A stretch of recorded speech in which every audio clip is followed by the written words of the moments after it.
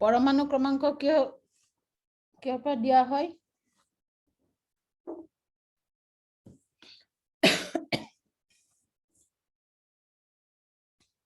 এটাতো মই কৈছিলো না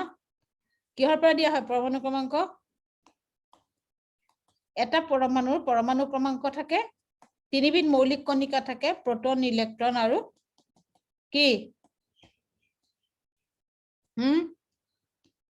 কি থাকে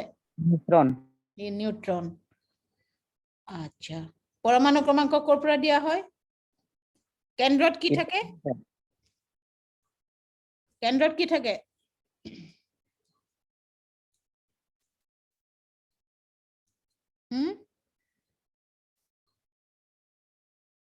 কেন্দ্ৰত কি থাকে प्रोटॉन प्रोटॉन আৰু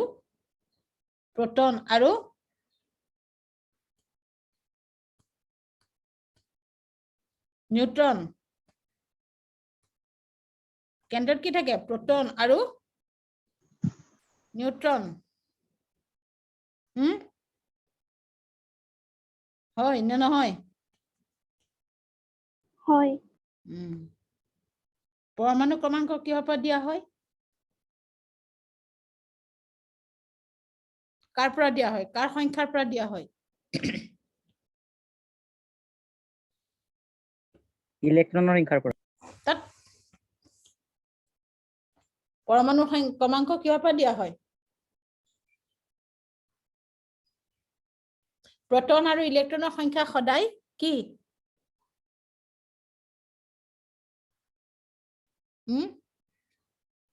प्रोटन আৰু ইলেক্ট্ৰনৰ সংখ্যা সদায় কি এটা পৰমাণুৰ প্ৰোটনৰ সংখ্যা আৰু ইলেক্ট্ৰনৰ সংখ্যা কি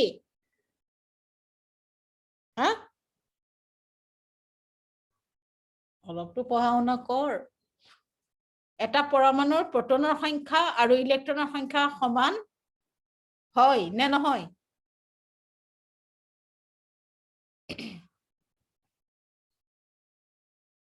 प्रोटনৰ সংখ্যা ইলেক্ট্ৰনৰ সংখ্যা সমান হয় নে নহয় হয় হয় এটা পৰমাণুৰ परमाणु क्रमांक থাকে আৰু পাৰমাণবিক ভৰ থাকে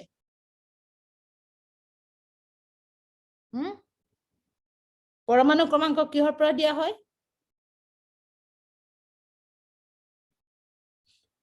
प्रोटन আৰু ইলেক্ট্ৰন সমান ইয়াৰ ভিতৰত কোনটো সুস্থিৰ কোনটো সহজে ওলাই না যায় परमाणुৰ পৰা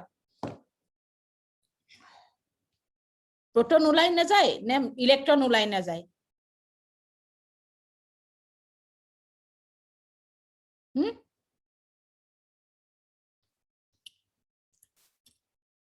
प्रोटन ওলাই না যায় নে ইলেক্ট্ৰন ওলাই না যায় परमाणुৰ পৰা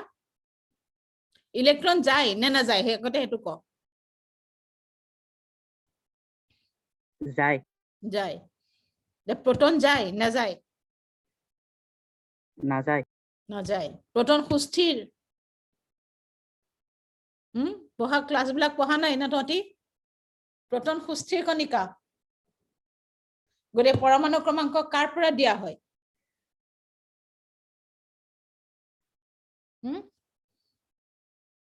प्रोटনৰ পৰা परमाणु क्रमांक কিছুমান সৰু সৰু কথাবিলাক যেতিয়া পঢ়াও না এইবিলাক মনত ৰাখি যাবি সদায় সদায় একেটা কথাকেটো ঘূৰাই থাকিব নোৱাৰি না परमाणु क्रमांक প্ৰোটনৰ সংখ্যাৰ পৰা দিয়া হয় কাৰণ প্ৰোটন বিলাক সুস্থিৰ কণিকা ইয়াতে परमाणु এৰি না যায় যদিও ইলেক্ট্ৰন আৰু প্ৰোটন সমান তথাপিতো परमाणु क्रमांक প্ৰোটনৰ সংখ্যাৰ পৰা দিয়া হয় পাৰমাণবিক ভৰ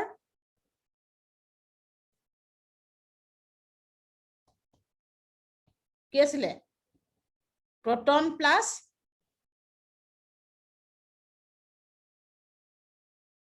পাৰমাণবিক ভৰ কিহৰ পৰা দিয়া হয় প্ৰোটনৰ সংখ্যা যোগ নিউট্ৰনৰ সংখ্যা प्रोटনৰ সংখ্যা যোগ নিউট্ৰনৰ সংখ্যা মানে কেন্দ্ৰত যেটো প্ৰোটন আৰু নিউট্ৰন আছে ইহত দুটাৰ যোগফলে হৈছে পাৰমাণবিক ভৰ प्रोटन যোগ নিউট্ৰন এটা পৰমাণুত 10টা প্ৰোটন আছে আৰু 10টা নিউট্ৰন আছে এটা পৰমাণুৰ কেন্দ্ৰত 10টা প্ৰোটন আছে 10টা নিউট্ৰন আছে পাৰমাণবিক ভৰ কিমান তাৰ ওয়েট কিমান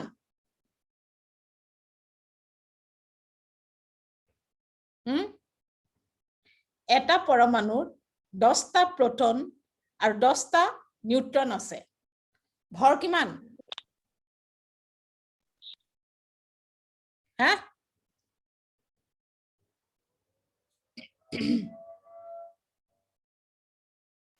ভৰ কিমান আৰে পাৰমাণবিক ভৰ কি আছিলে পঢ়াই যেতিয়া গলো তই নপঢ়িলি না প্ৰোটন যোগ নিউট্ৰন গৰি এটা পৰমাণুত প্ৰোটন আছে 10টা নিউট্ৰন আছে 10টা ভৰ কিমান হা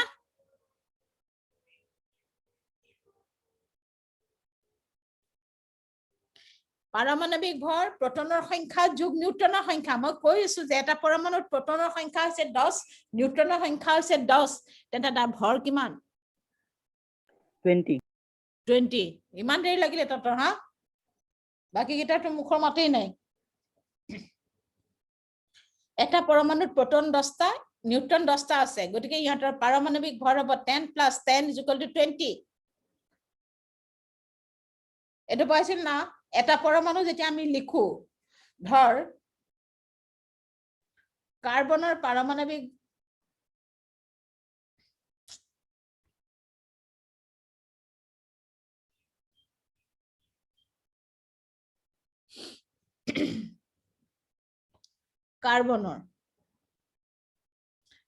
কাৰ্বনৰ পৰমাণু ক্ৰমাংক 6 পাৰমাণবিক ভৰ 12 এইখিনি মই কৰাইছিলো মই এনেহে ততক খুদুতে হেতদি নকোৱা দেখিয়ে মই আকৌ ঘূৰাইছো কাৰ্বনৰ পৰমাণু ক্ৰমাংক 6 পাৰমাণবিক ভৰ 12 ইয়াত প্ৰোটনৰ সংখ্যা নিউট্ৰনৰ সংখ্যা আৰু ইলেক্ট্ৰনৰ সংখ্যা লিখা গণনা কৰা কাৰ্বনৰ পৰমাণু ক্ৰমাংক 6 পাৰমাণবিক ভৰ 12 মনত ৰাখিবি পাৰমাণবিক ভৰ মানে প্ৰোটন যোগ নিউট্ৰন ক প্ৰোটন কেটা আছে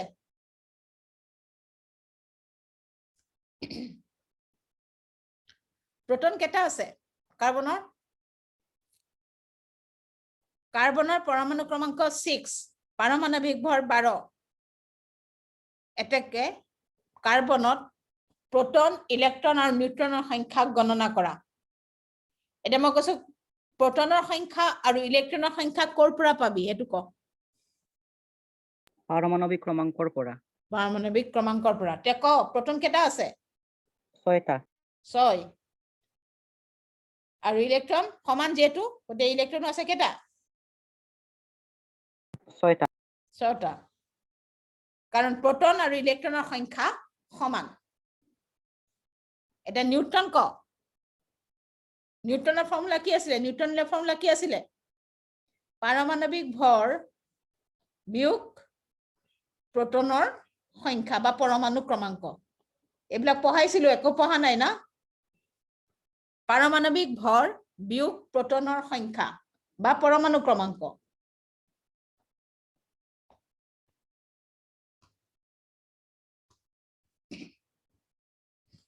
পাৰমাণবিক ভৰ বিয়োগ প্ৰোটনৰ সংখ্যা তেনেলে উঠিব নাপাবি আৰু এবাৰ মাৰ্কস বিলাক বোৰ্ডে লৈ যাব নহয় পিছত নাগাবি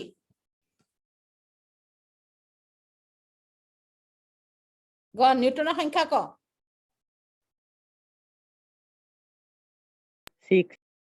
6 পাৰমাণবিক ভৰ 12 বিয়োগ প্ৰোটনৰ সংখ্যা মানে 6 12 - 6 = 6 গতিকে ইহঁতৰ নিউট্ৰনো আছে 6টা কাৰ্বনৰ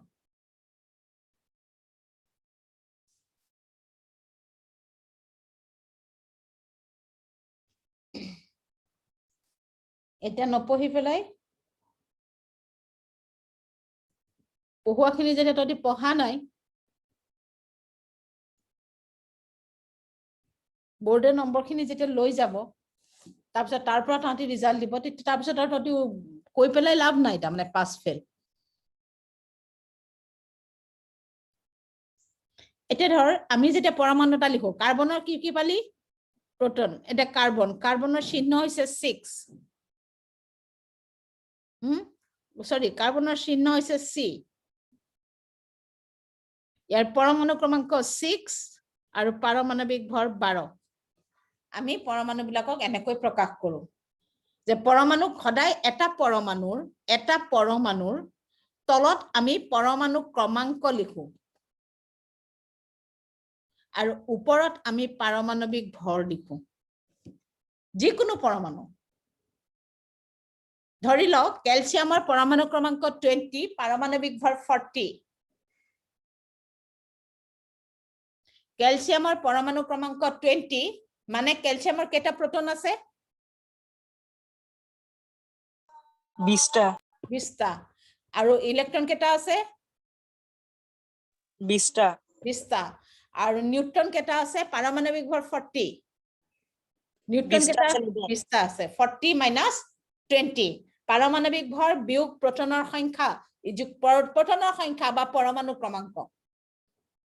প্ৰশ্নত পৰমাণু ক্ৰমাংক বুলিও আহিব পাৰে যে ইয়াৰ পৰমাণু ক্ৰমাংক 20 ক্যালসিয়ামৰ হল পাৰমাণবিক ভৰ 40 তুমি প্ৰোটন ইলেক্ট্ৰন নিউট্ৰনৰ সংখ্যা লিখা গতিকে পাৰমাণবিক ভৰ মানে সৰি নিউট্ৰনৰ সংখ্যা আমি কেনেকৈ উলিয়াও পাৰমাণবিক ভৰ বিয়োগ প্ৰোটনৰ সংখ্যা হৈছে আমি কেনেকৈ লিখিম ক্যালসিয়াম চিহ্নটো প্ৰথমতে লিখি ললো লিখি তলত সদায় পৰমাণু ক্ৰমাংক আৰু ওপৰত সদায় পাৰমাণবিক ভৰ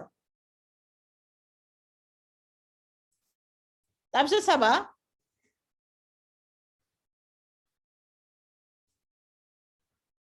সোডিয়াম প্ৰোটন ইলেক্ট্ৰন আৰু নিউট্ৰনৰ সংখ্যা লিখা মই এইটো পৰমাণু মই তোমালোকক দিছো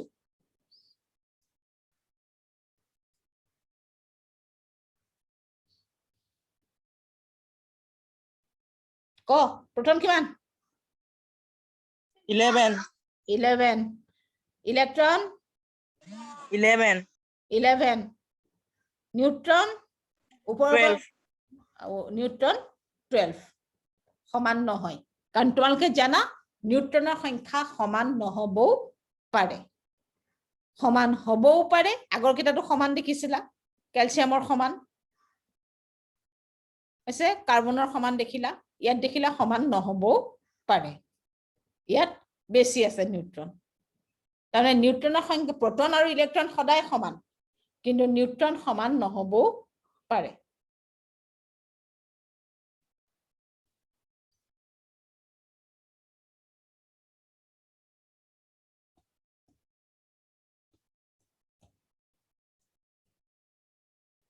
নাইট্ৰজেন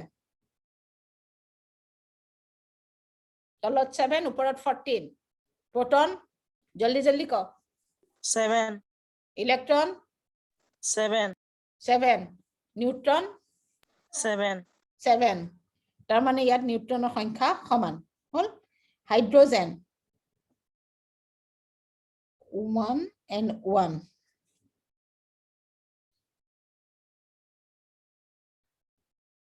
ক প্ৰোটন 1 ইলেক্ট্ৰন 1 নিউট্ৰন 0 তাৰ মানে ইয়াত নিউট্ৰন নাই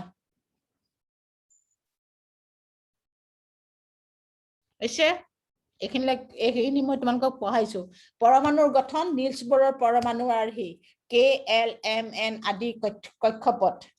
হল তাৰপিছত তাহাঁতত থকা ইলেক্ট্ৰনৰ সংখ্যা 2টা 8টা 18টা 32টা এটা পৰমাণুৰ বাহিৰৰ কক্ষপথত সৰ্বোচ্চ ইলেক্ট্ৰন থাকিব পাৰে 8টা কাৰণ নিষ্ক্ৰিয় গেছ কেইটাৰ বাহিৰৰ কক্ষপথত ইলেক্ট্ৰন আছে 8টা সকলো পৰমাণুৱে 8টা ইলেক্ট্ৰন কৰিব বিচাৰে তাকে কৰিবলৈ যাওঁতে কোনোবাই ইলেক্ট্ৰন ত্যাগ কৰে কোনোবাই ইলেক্ট্ৰন গ্ৰহণ কৰে যিমানটা ইলেক্ট্ৰন ত্যাগ কৰে নাইবা যিমান সংখ্যক ইলেক্ট্ৰন গ্ৰহণ কৰে সেই সংখ্যাটোকে সেই পৰমাণুটোৰ যোজ্যতা বুলি কোৱা হয় যোজক ইলেক্ট্ৰন এটা পৰমাণুৰ একেবাৰে বাহিৰৰ কক্ষপথত থকা ইলেক্ট্ৰনক যোজক ইলেক্ট্ৰন বোলে নিলছ বৰৰ পৰমাণু আৰ্হিটো তহঁতি চাবি পৰমাণুৰ সাধাৰণ ধৰ্ম তোমালোকে জানা ইয়াত তিনিবিধ মৌলিক কণিকা থাকে প্ৰটন ইলেক্ট্ৰন নিউট্ৰন হৈছে ইয়াৰ প্ৰধান অংশ হৈছে দুটা এটা হৈছে পৰমাণুটোৰ কেন্দ্ৰ আৰু আনটো হৈছে কেন্দ্ৰটোৰ চাৰিওফালে থকা কক্ষপথ বিলাক কেন্দ্ৰটোৰ ভিতৰত থাকে প্ৰটন আৰু নিউট্ৰন খিনি থুক বান্ধি থাকে আৰু ইলেক্ট্ৰন বিলাক কক্ষপথত স্থান পৰিৱৰ্তন কৰি থাকে তাৰমানে তাতে একে ঠাইতে নাথাকে স্থান পৰিৱৰ্তন কৰি থাকে এটা পৰমাণুৰ একেবাৰে বাহিৰৰ কক্ষপথত থকা ইলেক্ট্ৰনক যোজক ইলেক্ট্ৰন বোলে মানে উলাই গলেও যোজক ইলেক্ট্ৰন যাব সোমাব লাগিলেও যোজক ইলেক্ট্ৰনে সোমাব ভিতৰৰ কক্ষপথৰ পৰা ইলেক্ট্ৰন উলাই নাযায় বা নুসুমায় বাহিৰৰ কক্ষপথত থকা ইলেক্ট্ৰনক যোজক ইলেক্ট্ৰন বোলে আৰু যিমান সংখ্যক ইলেক্ট্ৰন আছে কি সৰ্বোচ্চ থাকিব পাৰে 8টা যি কক্ষপথেই নহওক সৰ্বোচ্চ ইলেক্ট্ৰন থাকিব পাৰে 8টা হৈছে কক্ষপথ বিলাকক নিলছ বৰে নামকৰণ কৰিছিলে K L M N O P ইত্যাদি কে কক্ষপথে সৰ্বোচ্চ 2টা ইলেক্ট্ৰন ৰাখিব পাৰে এল এ সৰ্বোচ্চ 8টা ৰাখিব পাৰে এম এ সৰ্বোচ্চ 18টা ৰাখিব পাৰে এন এ সৰ্বোচ্চ 32টা ৰাখিব পাৰে আৰু তাৰ পিছৰ পৰা সব কক্ষপথে 32টাকৈ ইলেক্ট্ৰন ৰাখিব পাৰে কিন্তু মই কোৱা নাই যে সিহঁতে বাহিৰৰ কক্ষপথত 32টা ইলেক্ট্ৰন থাকিব যেনেকৈ নহওক ইলেক্ট্ৰন বিলাওতে তোমালোকে দেখিবা যে বাহিৰৰ কক্ষপথত ইলেক্ট্ৰনৰ সংখ্যা 8টা হয় নাইবা 8টাতকৈ কম হয় বেছি নহয় তাৰমানে 8টাতকৈ বেছি ইলেক্ট্ৰন বাহিৰৰ কক্ষপথত থাকিব নোৱাৰে হৈছে কিয় নোৱাৰে প্ৰশ্নটো ক'ত কিয় নোৱাৰে কাৰণ নিষ্ক্ৰিয় গেছ কেইটা হিলিয়াম নিয়ন আৰ্গন ক্ৰিপ্টন জেনন আৰু ৰেডন এই নিষ্ক্ৰিয় গেছ কেইটাৰ বাহিৰৰ কক্ষপথত হিলিয়ামক বাদ দি বাকি কেইটাৰ বাহিৰৰ কক্ষপথত ইলেক্ট্ৰনৰ সংখ্যা হৈছে 8টা হৈছে হিলিয়ামক বাদ দি নিয়নৰ 10টা ইলেক্ট্ৰন আছে গতিকে 2 আৰু 8 বাহিৰৰ কক্ষপথত 8টা ইলেক্ট্ৰন আছে বুজি নিশ্চয় পাইছা মই যি কৈ আছো পঢ়ুৱা কথাখিনি এখিনি ঘুৰুৱা হৈছে তাৰমানে প্ৰশ্ন মই এই দুটা লেসনৰ পৰাই কাটিম প্ৰথম ইউনিট টেষ্টত ইয়াৰ পিছত এটো লেসন শেষ হোৱাৰ পাছতে মই বায়োলজি লেসন আৰম্ভ কৰিম সেকেন্ড ইউনিট টেষ্টত মই বায়োলজি কোৱেশ্চন কাটিম গতিকে চাবা যিখিনি ক্লাস কৰা নাই উপায় নাই আৰু গতিকে চাবা বুজি পাইছা না হা পাইছো মেম প্ৰথম ইউনিট টেষ্টত এতিয়া পঢ়ুৱা এই ডাঙৰ লেসন দুটা মই কোৱেশ্চন কাটিম বুজি পাইছা না পাইছো তাৰ পাছত যেতিয়া এই লেসনটো শেষ হ'ব মই বায়োলজি লেসন আৰম্ভ কৰিম থাৰ্ড ইউনিট টেষ্টত মই বায়োলজি যোগ কৰিম বুজি পাইছা চাও মই মঙ্গলবাৰে যদি পাৰো অলপ বায়োলজি পঢ়াম বায়োলজি আৰু এতিয়া পঢ়াই কিটো গতিকে চাবা এটো লেসনে মই সম্পূৰ্ণ কৰি শেষ কৰি মঙ্গলবাৰে ক্লাস কৰিলে সম্পূৰ্ণ কৰি দিম গতিকে চাবা এই দুটা লেসন ক্লাসখিনি মই একেলগে তোমালোকক আকৌ দি দিম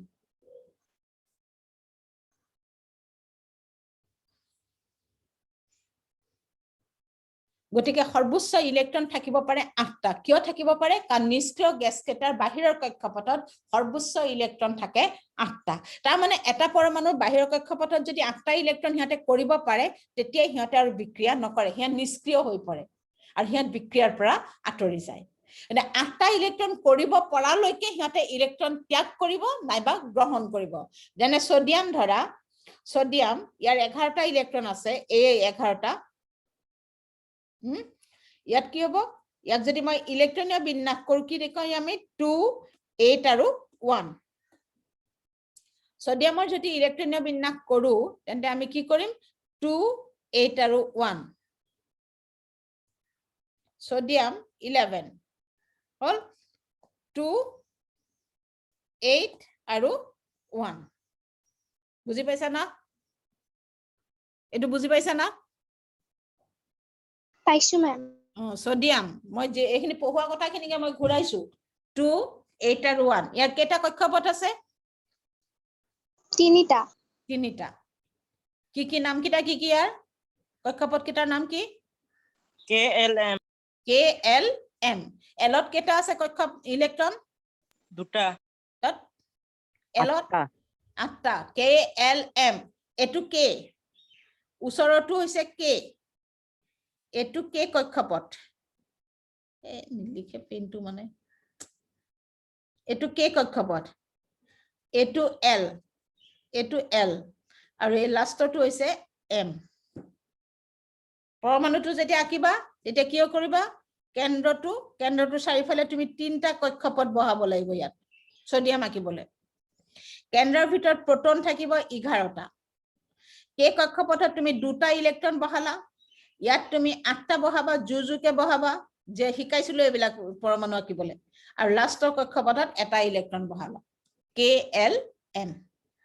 ইয়াৰ যোজক ইলেক্ট্ৰন কিমান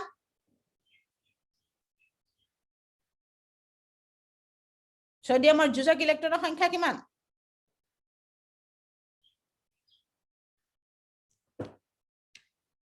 যোজক ইলেক্ট্ৰন মানে কি পৰমাণুৰ বাহিৰৰ কক্ষপথত থকা ইলেক্ট্ৰনৰ সংখ্যা যোজক ইলেক্ট্ৰন বোলে গতিকে ইয়াৰ যোজক ইলেক্ট্ৰন কিমান 1 হৈছে ই এতিয়া মোক কোৱা ই ইলেক্ট্ৰন ত্যাগ কৰিব নে ইলেক্ট্ৰন গ্ৰহণ কৰিব ত্যাগ কৰিব কেইটা এটা যদি এই ইলেক্ট্ৰনটো যদি হি উলিয়াই দিব পাৰে লোকক দি দিব পাৰে তেতিয়া তাৰ M কক্ষপথটো নাইকিয়া হৈ যাব হৈছে তাৰ L টো বাহিৰৰ কক্ষপথ হৈ যাব বাহিৰত তুমি দেখিছা তাৰ 8টা ইতিমধ্যে আছে তে হি নিষ্ক্ৰিয় হৈ যাব হৈ পেলাই হি বিক্ৰিয়াৰ পৰা আঁতৰি যাব গতিকে এই যোজ্যতা কিমান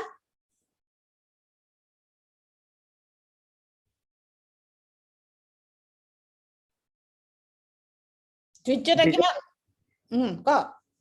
যোজ্যতা 1 কাৰণ কি কেটা ত্যাগ কৰিছে এটা ত্যাগ কৰিছে গতিকে তাৰ যোজ্যতাৰ সংখ্যা হৈছে 1 যিমানটা ত্যাগ কৰিব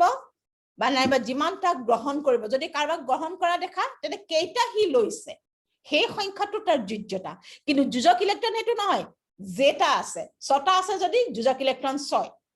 5টা আছে যদি বাহ্য কক্ষপথত তেন্তে তাৰ যোজক ইলেক্ট্ৰন 5 7টা আছে যদি তাৰ যোজক ইলেক্ট্ৰন 7 যিমানটা আছে হিমানটাই হৈছে যোজক ইলেক্ট্ৰন কিন্তু যোজ্যতা হেতু নহয়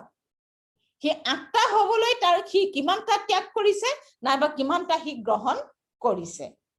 এতিয়া চাবা ক্লোৰিন 17 ক ইলেক্ট্ৰনৰ বিন্যাস ক মই লিখিম ক্লোৰিন 17 ক 2 2 8 8 ক 7 কাৰণ 8টা যদি কম থাকে তেনে হি একটা কক্ষপথত সোমাব 8টাতকৈ যদি কম আছে 7টা আছে গতিকে হি একটা কক্ষপথত সোমাব গতিকে ইয়াৰ কক্ষপথ কেইটা মই সুধিছো দিবা প্ৰশ্নই সুধিছো ইয়াৰ কক্ষপথ কেইটা 3টা তাৰপিছত ইয়াৰ প্ৰটনৰ সংখ্যা কিমান ক্লোৰিনৰ পৰমাণু ক্ৰমাংক 17 প্ৰটনৰ সংখ্যা কিমান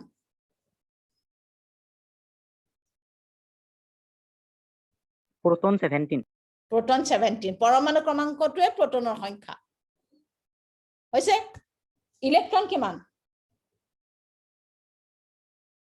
17 কাৰণ প্ৰটন ইলেক্ট্ৰন সমান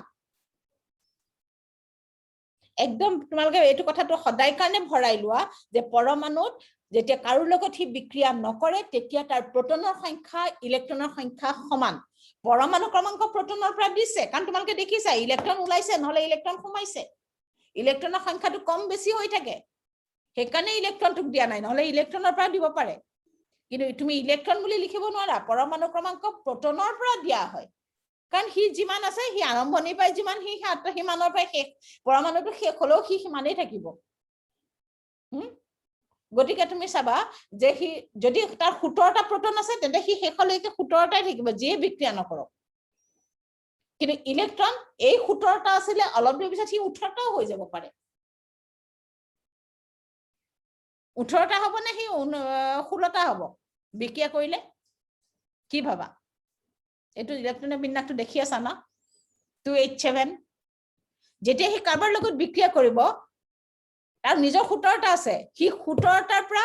সি 16টা হ'ব না 7টা যদি এৰি দিব নে সি এটা ল'ব এটা ল'ব এটা ল'ব এটা ল'ব বুজি পাইছা কথাটো এটা ল'ব কিয় ল'ব কাৰণ প্ৰথম কথা সি অধাতু ক্লোৰিন গেছ অধাতুৱে কেতিয়াও ইলেক্ট্ৰন নেৰে তাৰোপৰি তোমালোকে সাধাৰণভাৱে চোৱা যে 7টা শক্তিযুক্ত কণিকা বাহিৰলৈ উলিয়াই দিবলৈ পৰমাণুটোক যিমান শক্তি লাগিব কাৰণ ইলেক্ট্ৰন বিলাক আধানযুক্ত কণিকা শক্তিযুক্ত কণিকা গতিকে কেন্দ্ৰই তাক ধৰি ৰাখিছে হৈছে এটা তাক ঠেলি পেলাই 7টা উলিয়াই দিবলৈ তাক যিমান শক্তি লাগিব তাতকৈ সি যদি লোকৰ পৰা এটা ল'ব পাৰে তেন্তে তাৰ সি সহজে কামটো সম্পন্ন কৰিব পাৰে এটো সাধাৰণভাৱে তুমি চোৱা এনে আমি লিখোতে কি লিখিম ক্লোৰিন অধাতুৱে ইলেক্ট্ৰন গ্ৰহণ কৰে আমি লিখোতে সেইটো লিখিম ক্লোৰিন অধাতুৱে ইলেক্ট্ৰন গ্ৰহণ কৰে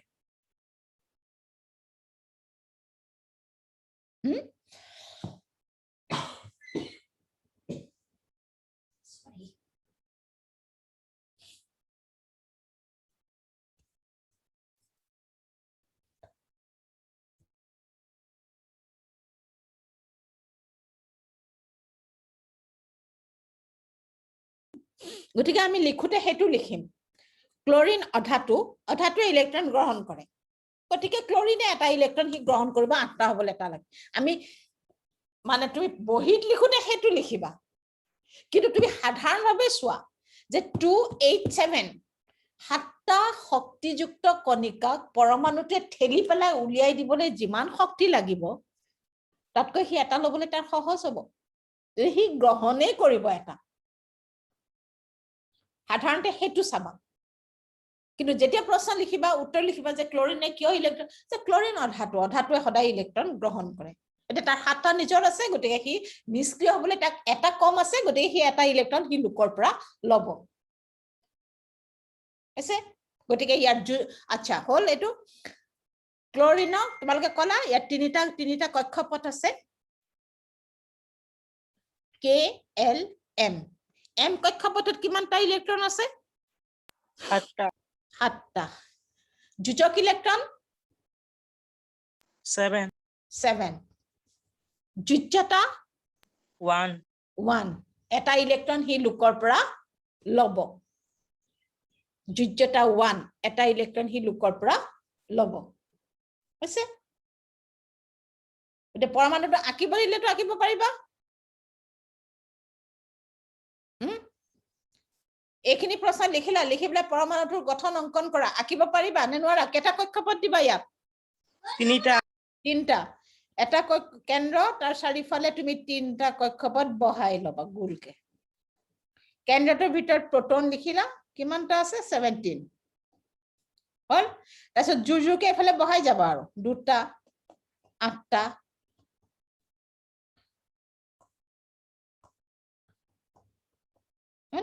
আৰু বাহিৰত আছে 7টা এটা কম আছে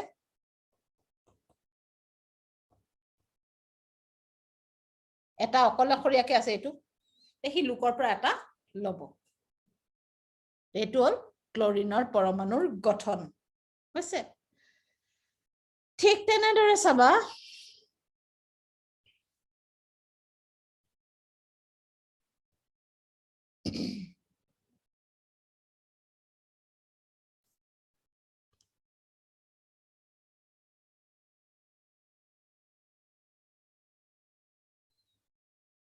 কাৰ্বন 6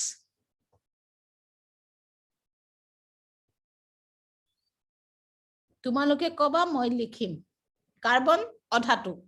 কাৰ্বন অধাতু কাৰ্বন ধাতু বুলি নাভাবিবা হে এঙাৰ টুকুৰা ধাতু নহয় এঙাৰত কাৰ্বন আছে খৰি জ্বলালে যে এঙাৰ সৃষ্টি হয় কয়লা ওলাই এই কয়লাবিলাক কাৰ্বনৰ দ্বাৰা গঠিত সি ধাতু নহয় সি টান হ'ব পাৰে কঠিন অধাতু পানী অধাতু জুলীয়া অধাতু বুজিছে তেনেকে সাধাৰণতে ধাতুবিলাক কঠিন হয় পাৰা তৰল ধাতু পাৰা এইবোৰ মই পঢ়াইছিলো তোমালোকক বা ঠিক আছে এতিয়া ক কাৰ্বন 6 ক আৰু মই লিখিম ক ইলেক্ট্ৰন 2 4 কক্ষপথ কেইটা দুটা কি কি নাম K কেইটা L কে আৰু কে L আৰু এল আছে কে কক্ষপথত কিমানটা আছে দুটা দুটা প্ৰটনৰ সংখ্যা 6 6 ইলেক্ট্ৰনৰ সংখ্যা সাধাৰণ অৱস্থাত 6 সাধাৰণ অৱস্থাত 6 আৰু নিউট্ৰনটো ইয়াত উলিয়াব নোৱাৰা কাৰণ মই তোমালোকক পাৰমাণৱিক ভৰটো কোৱা নাই পাৰমাণৱিক ভৰ নকলে নিউট্ৰনৰ সংখ্যা উলিয়াব নোৱাৰা হল জানিলো এটো যদি তোমাক মই নিউট্ৰন উলিয়াবলৈ দিও তেন্তে পাৰমাণৱিক ভৰ কৈ এটা নিউট্ৰন উলিয়াবলৈ দিলে এটো ধৰা এনেকে লিখিম এটো 6 12 প্ৰটন ইলেক্ট্ৰন নিউট্ৰনৰ সংখ্যা লিখা তেনেকুৱা হৈছে মনত ৰাখিবা তলৰটো পৰমাণু ক্ৰমাংক ওপৰটো হৈছে পাৰমাণৱিক ভৰ হৈছে এতিয়া ই অধাতু ইলেক্ট্ৰন ত্যাগ কৰিব গ্ৰহণ কৰিব গ্ৰহণ কৰিব আচ্ছা ইয়াৰ বাহিৰৰ কক্ষপথত যোজক ইলেক্ট্ৰন কিমান 4 তে নিষ্ক্ৰিয় হ'বলৈ তাক আৰু কেইটা লাগে হিটো গ্ৰহণে কৰিব এৰিবটো নোৱাৰে নিষ্ক্ৰিয় হ'লে চাৰিটা লাগে গতে তাৰ যোজ্যতা কিমান 4 সেই চাৰিটা ইলেক্ট্ৰন যেনেকৈ নহওক নিজৰ কিতাপ বিলাই লৈ হৈ পেলাই ভাগ বতৰা কৰি পেলাই হলো বা কিবা কৰি হলো এই চাৰিটা গোটাব বুজি পাইছা কথাটো চাৰিটা ইলেক্ট্ৰন হি গোটাব গতে তাৰ যোজ্যতাৰ সংখ্যা হল 4 যেতিয়া পৰমাণুটো আঁকিব দিব তেতিয়া কেন্দ্ৰটো তাৰ চাৰিফালে দুটা কক্ষপথ আৰু ইলেক্ট্ৰন কিটা বহাই দিবা দুই প্ৰথম কক্ষপথত দুটা বহাবা দ্বিতীয় কক্ষপথত চাৰিটা বহাবা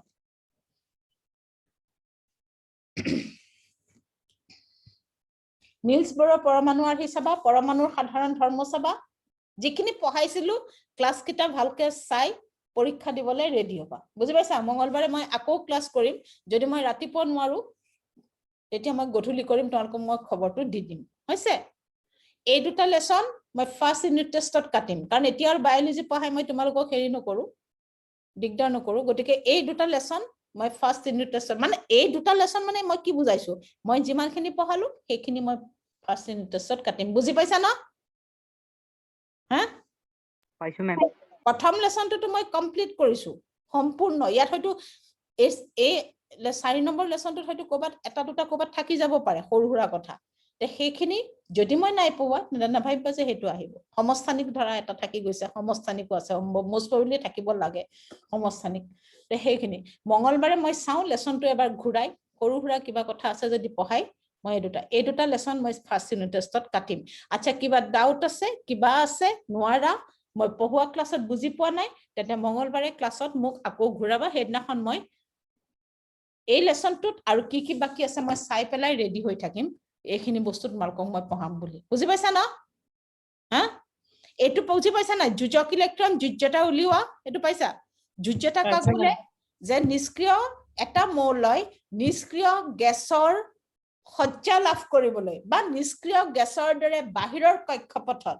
ইলেক্ট্ৰনৰ সংখ্যা সম্পূৰ্ণ কৰিবলৈ বা আটকা কৰিবলৈ ঠিক আছে ইমানবোৰ লিখাতকৈ তুমি যদি নিষ্ক্ৰিয় গেছৰ দৰে বাহিৰৰ কক্ষপথত ইলেক্ট্ৰনৰ সংখ্যা আটকা কৰিবৰ বাবে যিমান সংখ্যক ইলেক্ট্ৰন ত্যাগ কৰে নাইবা যিমান সংখ্যক ইলেক্ট্ৰন গ্ৰহণ কৰে সেই সংখ্যাটোকে সেই মৌলটোৰ যোজ্যতা বোলে কিন্তু যোজক ইলেক্ট্ৰন সিম্পল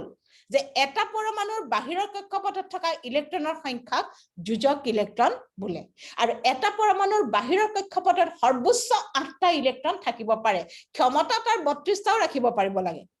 বুজি পাইছা সেই কক্ষপথটো হয়তো 32টা ইলেক্ট্ৰনো ৰাখিব তাৰ শক্তি আছে হিমানখিনি ৰাখিব পৰা কিন্তু সি নাৰাখে যদি সি বাহিৰৰ কক্ষপথ হয় তেন্তে কিন্তু সি ৰাখিব নোৱাৰে সি 8টা বা 8টাতকৈ তলত সি ৰাখিব কিন্তু তাৰ শক্তি 32টা ৰাখিব পৰা শক্তি আছে তাৰ সেইখিনি শক্তি তাৰ আছে সি 32টা ইলেক্ট্ৰন ধৰি ৰাখিব পাৰে কিন্তু যদি কেনেবাকৈ সি বাহিৰৰ কক্ষপথ হৈ পৰে না ইলেক্ট্ৰন বিলাওতে যদি দেখা যে সি বাহিৰৰ কক্ষপথ হৈ গল 32টা কিন্তু তাৰ শক্তি আছে কিন্তু সি বাহিৰৰ কক্ষপথ হৈ যোৱাৰ লগে লগে সি কেতিয়াও 32টা ইলেক্ট্ৰন নাৰাখে হয় 8টা ৰাখিব নহয় সি 7টা ৰাখিব 6টা ৰাখিব 5টা 4টা 3টা 2টা 1টা ৰাখিব গতিকে সেইটো মনত ৰাখিবা যে পৰমাণু এটাই তাৰ বাহিৰৰ কক্ষপথত সৰ্বোচ্চ ইলেক্ট্ৰনৰ সংখ্যা 8টাহে ৰাখিব পাৰে আৰু প্ৰতিটো পৰমাণুৱে ৰাসায়নিক বিক্ৰিয়া কৰে কিয় কৰে সেইকিটাক বাদ দি সেইকিটাই নকৰে হিলিয়াম নিয়ন আৰ্গন ক্ৰিপ্টন জেনন আৰু ৰেডন ইহঁতে বিক্ৰিয়া নকৰে আৰু বিক্ৰিয়া সিহঁতে কিয় কৰিব কাৰণ সিহঁতৰ নিজৰ আছে ইলেক্ট্ৰন যিমান ইলেক্ট্ৰন থাকিব লাগে সিমান সংখ্যক ইলেক্ট্ৰন তাহাঁতৰ আছে বাহিৰৰ কক্ষপথত তে সিহঁতে বিক্ৰিয়া কিয় কৰে যে মোৰ কম আছে তে মই কেনেকৈ লোকৰ পৰা আনো সেইকাৰণে বিক্ৰিয়া কৰে বা মোৰ বেছি আছে মই বেছিটো কেনেকৈ এই লোকক দি পেলাই মই কেনেকৈ বাহিৰৰ কক্ষপথত 8টা কৰি ল'ব পাৰো গতিকে হয় কম আছে যদি সি গোটাবলৈ চেষ্টা কৰিব বেছি আছে যদি এৰিবলৈ চেষ্টা কৰিব তেতিয়াই সিহঁত দুটাৰ মাজত বিক্ৰিয়া আৰম্ভ হয় হৈ পেলাই ইলেক্ট্ৰনৰ আদান প্ৰদান ঘটি সিহঁতৰ মাজত বান্ধন সৃষ্টি হৈ পেলাই সিহঁতি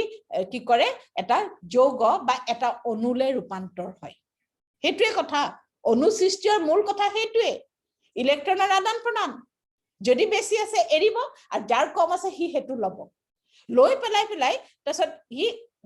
যি ইলেক্ট্ৰন দিব নহয় সি তাক আঁতৰি যাব নিদিয়ে তাৰ ইলেক্ট্ৰন লৈ হিটো পৰমাণু আঁতৰি যাব নোৱাৰে সোডিয়ামে ধৰা ইলেক্ট্ৰনটো দিলে সোডিয়ামে এটা ইলেক্ট্ৰন বাহিৰত আছে তে বেছি ইলেক্ট্ৰনটো সি এৰি দিলে ক্লোৰিনৰ 7টা আছে সোডিয়ামৰ এটা আছে সোডিয়ামে কি কৰিব সোডিয়ামৰ তোমাৰ সোডিয়ামে যেতিয়া ক্লোৰিনৰ হেনা মই এটো পঢ়াইছিলো তোমালোকক সোডিয়াম 11 2 8 1 হল ক্লোৰিন 17 2 8 7 হল দেখাও না কথা ক্লোৰিনৰ এটা বেছি আছে ইয়াৰ এটা কম আছে গতিকে ইহঁত দুটাৰ মাজত যেতিয়া বিক্ৰিয়া ঘটিব সোডিয়াম আৰু ক্লোৰিনৰ মাজত যেতিয়া সোডিয়াম আৰু ক্লোৰিনৰ মাজত যেতিয়া বিক্ৰিয়া ঘটিব সোডিয়ামে ইলেক্ট্ৰনটো তাৰ বাহিৰৰ ইলেক্ট্ৰনটো ক্লোৰিনক দি দিব দি পেলাই ক্লোৰিনৰ 8টা হ'ব সোডিয়ামৰো 8টা হ'ল বাহিৰত বস কিন্তু সেই বুলি সিহঁতে সোডিয়াম আৰু ক্লোৰিন পৃথক হৈ যাব নোৱাৰে সিহঁত অকলে থাকি সেই তেতিয়ালৈকে সিহঁত অকলে আছিলে যেতিয়ালৈকে সিহঁতে কাৰো ইলেক্ট্ৰন লোৱা নাছিলে বা দিয়া নাছিলে কাকো কিন্তু যেই সোডিয়ামে ইলেক্ট্ৰনটো এৰি দিলে তাৰ ইলেক্ট্ৰনটো যে ক্লোৰিনে যিটো পৰমাণুৱে ললে যিটো ক্লোৰিনে ললে সেই ক্লোৰিনটো আঁতৰি যাব নোৱাৰে ইলেক্ট্ৰনটো লৈ সিহঁতৰ মাজত আকৰ্ষণ সৃষ্টি হৈ সিহঁতে কি কৰে ৰাসায়নিক বন্ধন সৃষ্টি কৰি সিহঁত সোডিয়াম ক্লোৰাইড নিমখলৈ ৰূপান্তৰ হ'ল অণু এটালৈ ৰূপান্তৰ হ'ল অণু সৃষ্টি মূলতে এইটো ইলেক্ট্ৰনৰ আদান প্ৰদান যুজকিলে এটাই উদ্দেশ্য তাহাঁতৰ যে বাহিৰৰ প্ৰতিটো পৰমাণুৰ এটাই উদ্দেশ্য যে আমি ৰাসায়নিক বিক্ৰিয়া কৰিম কিয় কৰিম যে আমাৰ বাহিৰৰ কক্ষপথত ইলেক্ট্ৰনৰ সংখ্যা নিষ্ক্ৰিয় গেছৰ নিচিনা আমি কৰিম গতিকে তাকে কৰিবলৈ যাতে সিহঁতে কোনোবাই ইলেক্ট্ৰন ত্যাগ কৰিব কোনোবাই ইলেক্ট্ৰন গ্ৰহণ কৰিব তে যদি যিমানটা ত্যাগ কৰিছে সেইটো হৈছে তাৰ যোগ্যতা আৰু বা যিমানটা গ্ৰহণ কৰিছে সেইটো হৈছে তাৰ যোগ্যতা সোডিয়ামে এটাই দিছে সোডিয়ামৰ যোগ্যতা 1 ক্লোৰিনে এটা লৈছে গতিকে ক্লোৰিনৰ যোগ্যতা 1 সোডিয়ামৰ এটা বাহিৰৰ কক্ষপথত ইলেক্ট্ৰন আছে সোডিয়ামৰ যোজক ইলেক্ট্ৰন 1 ক্লোৰিনৰ 7টা ইলেক্ট্ৰন বাহিৰৰ কক্ষপথত আছে ক্লোৰিনৰ যোজক ইলেক্ট্ৰন 7 কিন্তু ক্লোৰিনৰ যোগ্যতা 1 কাৰণ ক্লোৰিনে এটাহে লৈছে সেইকাৰণে ক্লোৰিনৰ যোগ্যতা 1 বুজি পাইছা নে নাই পোৱা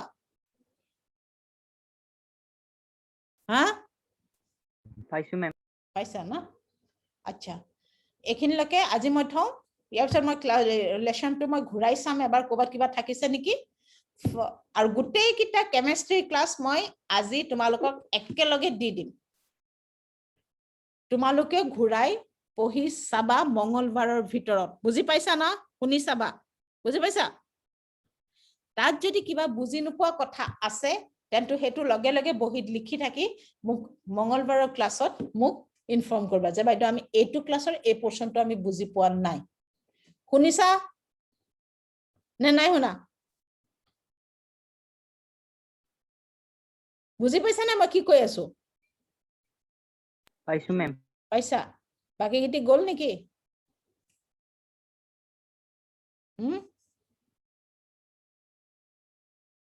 ঠিক আছে দিয়া আজিলে হা